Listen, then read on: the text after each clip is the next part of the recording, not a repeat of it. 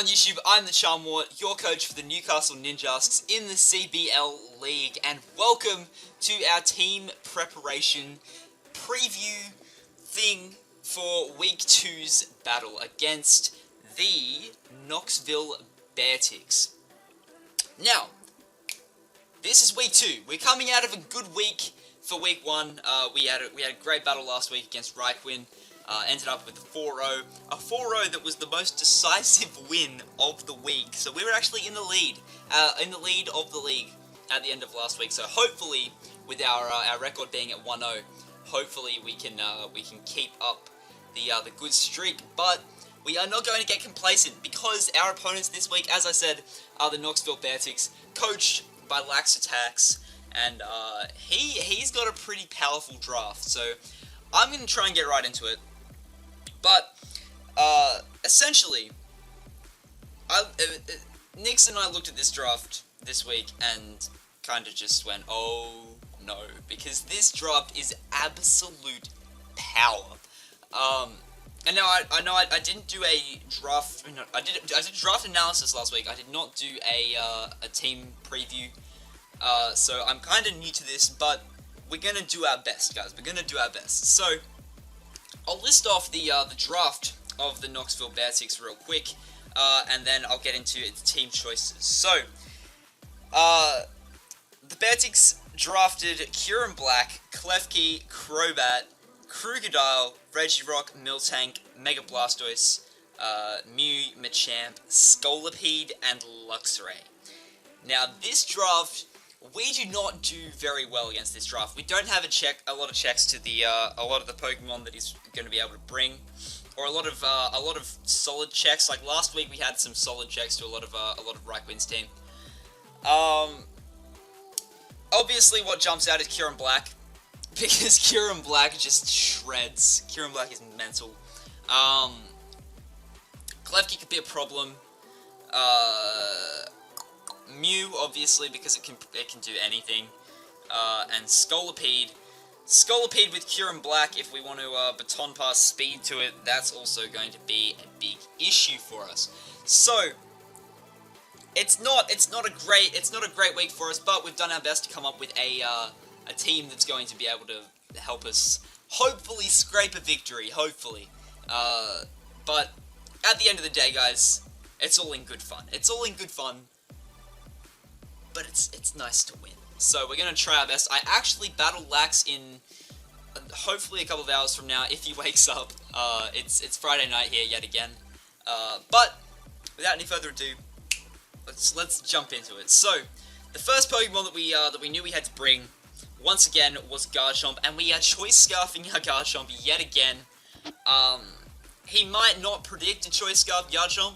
I actually have a message coming through on my Discord, which could be Lax, so I'm gonna have to be awfully rude and check that. But oh my god, this is disgusting. This is very unprofessional of me. But yeah, we knew we had to bring Choice Scarf Garchomp simply because Kieran Black is such an issue. Now Discord's actually loaded up on my phone, and I'm all good, I believe. So essentially, Choice Scarf Garchomp was needed because we need something that can check Kieran Black. We need something that can guaranteed knock it out, and the only thing we can have that will guarantee to knock out Kieran Black is an Outrage from Garchomp. Well, the only very reliable thing is a Choice Scarf Outrage from Garchomp. We have Speed Crimp this thing, as you can see, so that it will outspeed a Choice Scarf Black Kyurem if that comes. It is unlikely, but it is possible. Outrage is a guaranteed KO, so we've got that going for us. Outrage also hits pretty much everything on this team. Outrage is a solid move to have.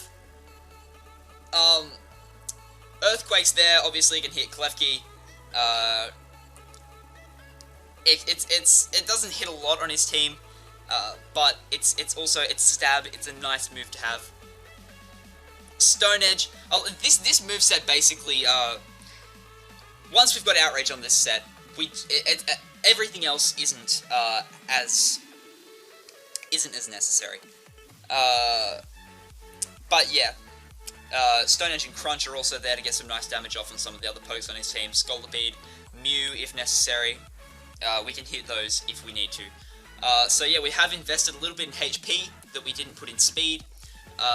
And we've invested, obviously, 252 in attack because we want to be hitting that Kieran. The only thing that we run a risk of not outspeeding, I think, is Scolipede. If it speed boosts, but anything else Scarfed, I think we handle. Maybe not Crobat though. Crobat could be an issue, but we'll get to that if we get to that. Next up, we knew we wanted to bring Mega Beedrill again just for the straight up power, not necessarily to check anything, just because we need our Mega, obviously. Just as he will probably bring his Mega Blastoise. Obviously running the Beedrill at adaptability. I think the same set as last week. This team is essentially the same team as last week, just with one Mon changed, which is disappointing, but I'm sure we'll get a chance to use the other Mons in our draft. It's basically because we needed Bulk again. We needed Bulk to cover this guy's team, and a lot of the other things we had for Bulk don't really fit. But we are running U-Turn, Poison Jab, Drill Run, Protect. U-Turn and Poison Jab, obviously the stab moves with adaptability. We need to have those. Protect so we get a safe Mega, and Drill Run can hit Klefki if it wants to. It also hits Luxray if need be. Most things though we are hitting with Poison Jab and Drill Run. Max speed, max attack, fairly standard set. We are maxing out the speed just so we outspeed as many things as possible. And that's pretty much all there. And a side note as well, Raikkonen was not expecting a max speed Mega Beedrill last week when he sent out his Scarf Jirachi, so he was a bit annoyed with that, but you know, that worked in our favor in the end. Next up, we're bringing Raikou. Raikou was a fairly obvious choice to bring against this team. It's a much different set to the one we ran last week. It is a Choice Specs variant, so we have 2 Choice Pokemon on our team, which is fine. We're running Volt Switch, obviously a nice pivot move to have. Aura Sphere, just great coverage against this team. It can hit Kyurem, can hit Crocodile, can hit Regirock, can hit Miltank. It's a solid move to have. Shadow Ball also gets some nice coverage, as does Extra Sensory. We're running max special attack, max speed, 4 in defense. We didn't put 4 in special defense because we are a special defense decreasing nature, which is necessary if we want Aura Sphere, which we do. Next up, we have the champion of last week's battle, who might not be able to put in as much work this week, but, you know, it's always a possibility, is Slowbro. We needed some physical bulk to handle all the physical threats on this guy's team.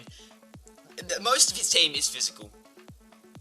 That's when you look at it, it's physical. Kyurem Black is a bit of an anomaly because it can be run either way.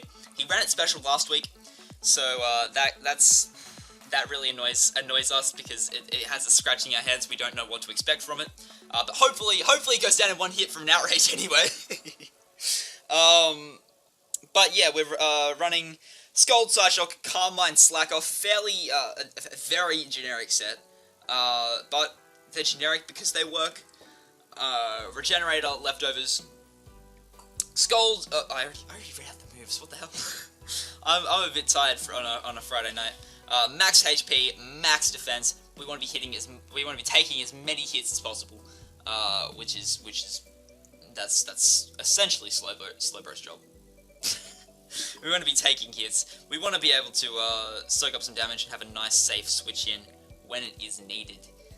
And that's about all we want to be doing. We're bold-natured, and that's the way we like it. That's the way we like it here at the Newcastle Ninjasks, and that's the way it shall stay. Next up, we are bringing Gallade. Gallade was, I think, the last thing we put on the team, but in hindsight is quite an obvious choice. We're running an Assault Vested Gallade, which is nice to have. Assault Vested Gallade is pretty cool because it gets so many diverse attacking moves. You know, a bit annoying because he doesn't have many special attackers, but when there are special attackers, we want to be taking those hits. So that's all good there. Drain Punch, Psycho Cut, Leaf Blade, Shadow Ball. Wait, Shadow Ball? Shadow Ball? I think that might have been a misclick by me. I think we might have been going for Shadow Sneak there. That would be a bit of a pain. I don't know if we were meant to be running max special defense. Don't know if that was something that we consciously did. I'll have to check up on that after this. I don't know if we were running max speed instead, because... Oh, actually, no, sorry. We're running max special defense because we want to be taking hits from Mega Blastoise so that we can hit that back with as much as possible.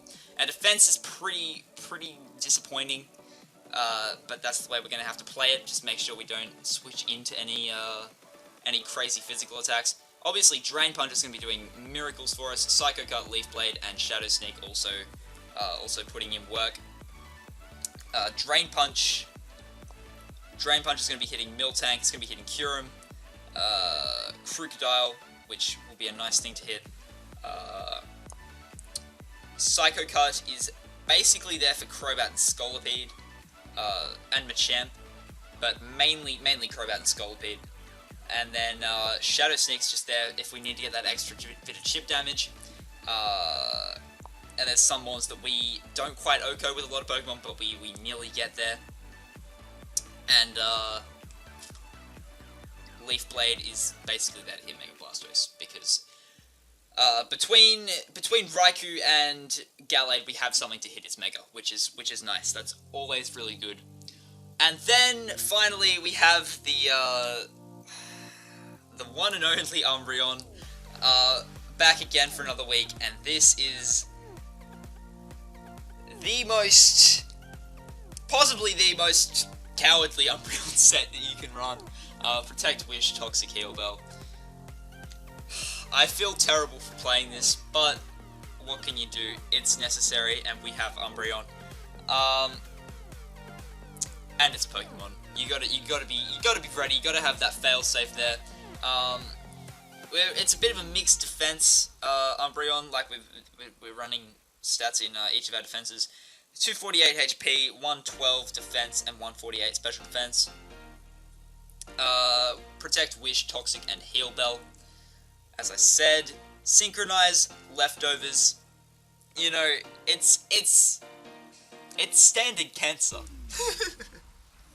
That's what it is. It's standard cancer.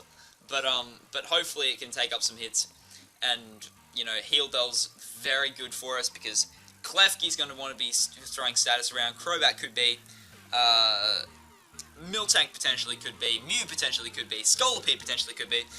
It's gonna be a battle that probably will have a lot of status in it. That could be very annoying for us. So Heal Bell's going to be very necessary. Toxic, obviously, whittling down people's HP, always great. And Wish Protect to just be that little bit stally. So that is our team essentially. So hopefully we can work with what we have. Probably not as strong as our team last week. We don't, as I said at the very beginning, we don't counter this team as well as we did. We debated bringing Braviary because he's our only defogger, and Hazards will be a problem for us. Hazards kind of screw us over. I mean, they don't screw us over, but they hit Beedrill pretty hard, which is not nice. But they don't hit anything else really too badly. They're just annoying to have there. But he could also be setting up spikes and Toxic Spikes with his Scolipede, which... that'd be a pain. That'd be terrible. But, we'll get through that. Hopefully. And obviously Beedrill can soak up the Toxic Spikes, I'm pretty sure. So, with all that in mind... Oh yeah, we also debated bringing Trevenant, but that was just too much of a risk, really. We were going to bring Trevenant over Umbreon, but Umbreon was the safer option to go with at the end of the day. And I was just holding my arms like that for a while. That's probably really uncomfortable for you guys. But that is the team for this week. So if you guys are hyped to see this week's battle, please do not forget to leave a like and a comment down below. Show your support for the Newcastle Ninjasks, because we're going to be taking this league by storm, hopefully. But until next time, you guys, I am the Charmort. I'll see you then. Bye!